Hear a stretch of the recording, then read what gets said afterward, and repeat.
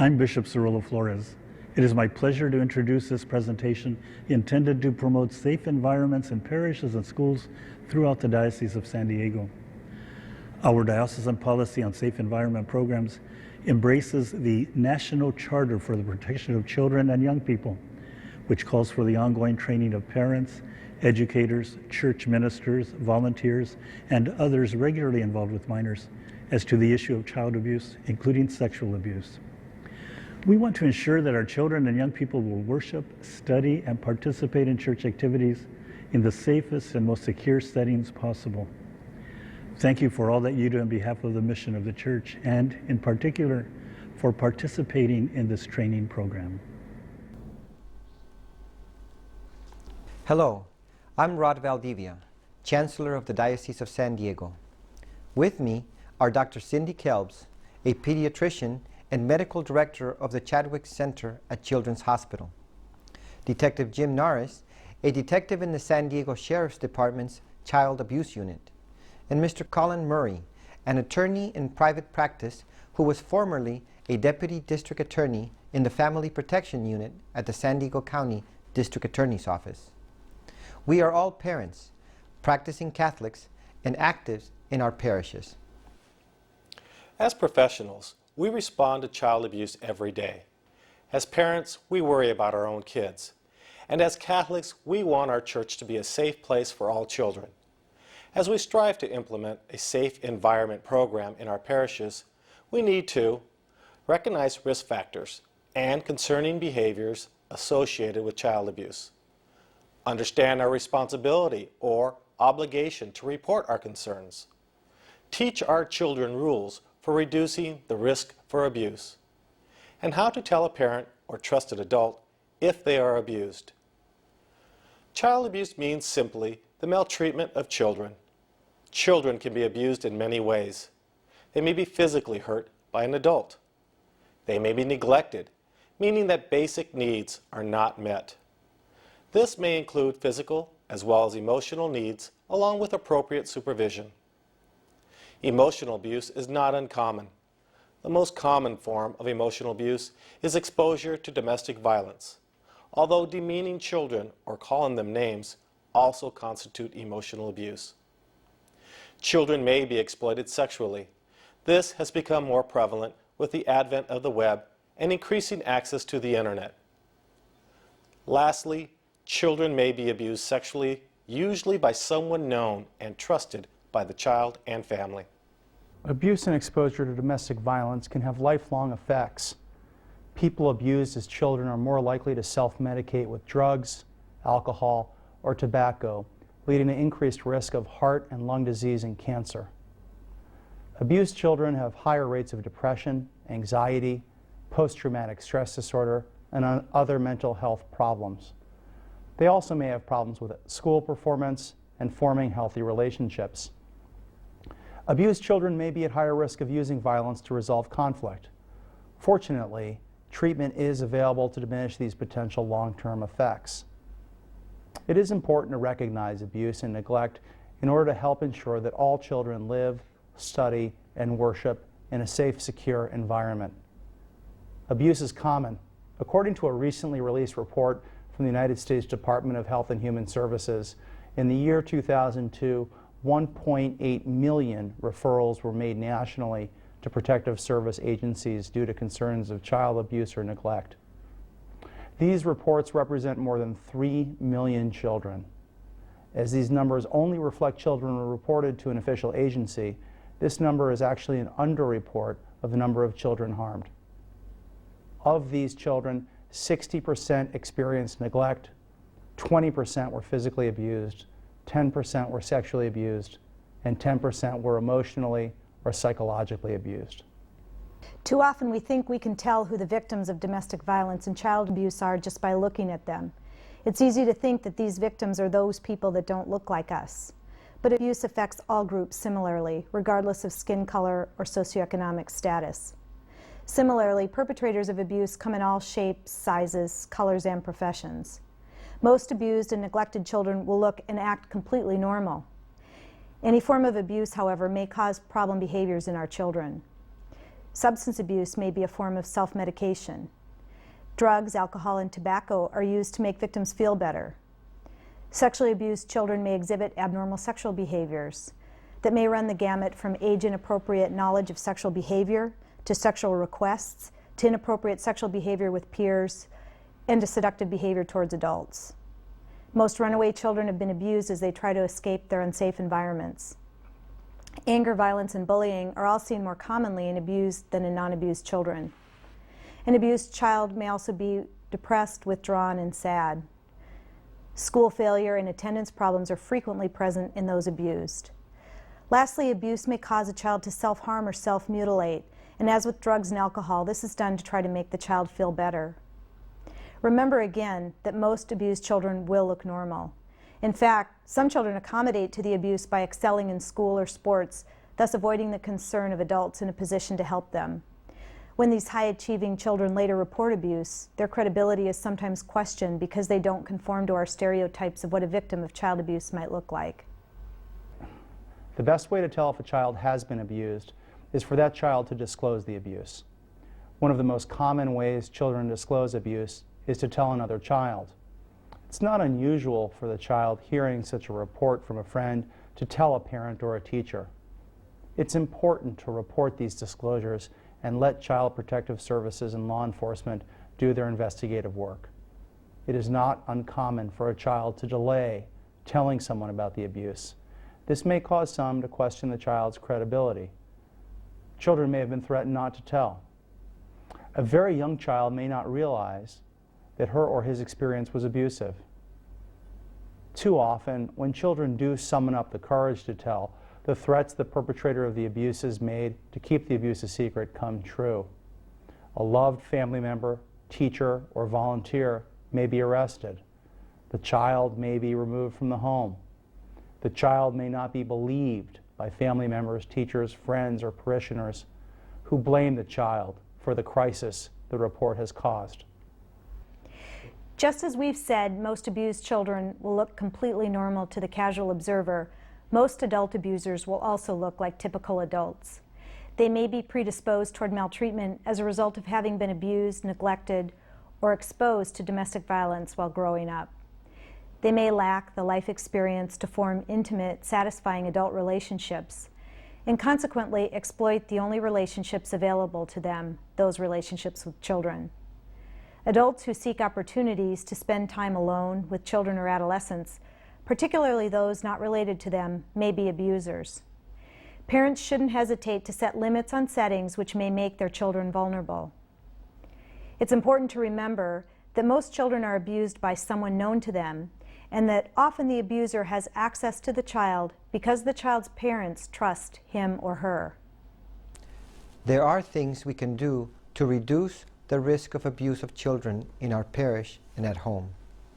The Code of Ethical Standards for Church Ministers, published by the Diocese of San Diego, explicitly forbids sexual intimacies and physical contact that could be understood as inappropriate to a professional relationship between an adult and a child. Providing minors with alcohol, drugs, or sexually explicit material. Offering minors overnight accommodations in rectories or other personal residences unless additional adult supervision is present. Maintaining exclusive relationships with minors. Minors who appear to seek such a relationship may have experienced abuse or neglect. Discuss this concern with colleagues in the parish and seek professional guidance for this youngster. A team approach to ministry in which emerging concerns about a child's behavior or risk for abuse are discussed improves decision-making and provides sound risk management. No individual can or should handle these concerns alone. Children are often abused by someone who both they and their parents know and trust. Those of us who are parents or work with children in our parish need to include the subject of child abuse in general and child sexual abuse in particular when educating our children about personal safety. Parents often find it difficult to speak to children about unspeakable acts. We worry about taking away their innocence and teaching them about adult sexuality before they're old enough to understand. Parents may wonder if by teaching children about sexual abuse, we will give them negative messages about healthy sexuality. There are, however, effective, age-appropriate ways to talk to children about these issues. For preschool children, it's appropriate to teach them that they have several openings in their bodies that no one should hurt or touch or try to put things in. Parents can do this at bath time and can follow up by reminding them that these are things you need to know about right away if they do happen, even if someone says not to tell. Throughout the preschool and primary school years, it is important for parents to look for occasional opportunities to tell children that if they ever have a worry or are feeling scared about something, that it is better not to feel scared all by themselves. Explain to them that if they tell you if they are worried, you will be able to figure out what to do. Bedtime or driving in the car can be good opportunities for this kind of discussion. If children do disclose a possibly abusive situation at home or in a parish or school setting, respond with open-ended questions such as, "Tell me more about that," rather than asking if specific sexual acts occurred. You want the information to come from them. Be sure to let your child know whatever happened wasn't their fault and they are not in trouble. Older children often know more than we think they know about sexual abuse and adult sexuality from exposure to the media. This can actually make it easier for parents to introduce this topic with children and teens. Parents might say to an older child, "There's so much on television about child abuse and sexual abuse. It makes me want to say to you that if anything like that ever happened to you, I'd understand it wasn't your fault and help you deal with it." Parents often give their young teens books about their developing bodies and offer to answer any questions they still have after reading the book. Consider also having books at home about child abuse. A bibliography of these references is included in your handouts. As one becomes comfortable talking to children about preventing, recognizing, and reporting child abuse, share your knowledge about child abuse issues with others, such as parents or colleagues at work. Support efforts to develop personal safety policies in community organizations in which your children are involved, such as scouts, music, or team sports. A child in special education may be more vulnerable to abuse than other children. Families should make rules about the family computer and talk to their children about the fact that some adults might try to trick kids they meet over the computer. Tell them to tell you right away if they accidentally meet someone through the computer who wants to meet with them, or ask them to do something that doesn't feel right. Give children an opportunity to save face if their curiosity online leads them to material that isn't allowed by the house or school rules. Thank them for telling you, and if what they have experienced sounds criminal, report it to the police. Parishes should have materials on child abuse on display. Classroom teachers or catechists might sponsor a poster contest on preventing child abuse for elementary school children and display the posters. High school teachers might consider having novels or biographies on their classroom shelves that deal with child sexual abuse and teen relationship violence. These materials demonstrate to children and teens that their teachers realize these things can happen and that he or she might be a safe person to ask for help. Anyone who works with children in a paid professional capacity is a mandated reporter. In a parish setting, these would include the director of catechetical ministry, the coordinator of youth and young adult ministry, the child care supervisor, and any paid catechists or youth ministers. In addition, where there is a parochial school, it also includes the principal, the teachers, counselors, coaches, and every professional staff member. Clergy are not mandated to report abuse they learn of in the confessional. They must, however, report abuse that they learn about when they are acting in the capacity of a teacher, camp counselor, youth minister, or any other duty covered by the mandated reporting law. Mandated reporters are immune from civil suits if the report was made in good faith but could not be substantiated in a follow-up investigation by law enforcement or child protective services. Under California law, mandated reporters do not have to ask permission to report and cannot be reprimanded by their superiors for making a report. They must call the child abuse hotline or law enforcement at once and comply with the required follow-up. All reports to the hotline are automatically cross-reported to the law enforcement jurisdiction where the crime allegedly occurred. However, if you have immediate concerns for the child's safety, please call the police as well. Parents and volunteers should report concerns about abuse, but they are not guaranteed the immunity professionals enjoy. Parents and volunteers report their concerns to a mandated reporter, such as a mental health counselor, physician, or other child care worker. In the parish setting, this would involve contacting the supervisor or director of the ministry in which one is involved. All situations of sexual abuse by church ministers should also be reported to the Office of the Chancellor. Seek confirmation that a report was filed with the authorities.